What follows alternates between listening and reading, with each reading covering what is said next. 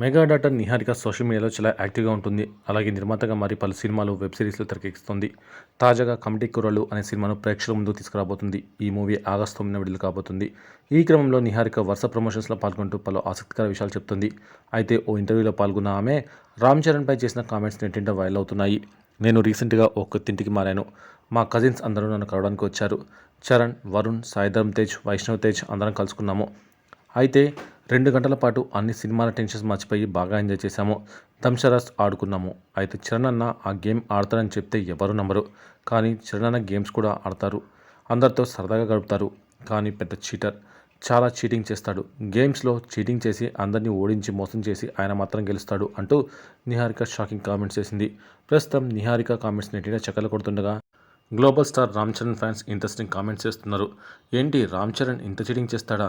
నిహారికను ఇలా ఓడించడానికి అలా చేస్తాడా అంటూ కామెంట్ పెడుతున్నారు.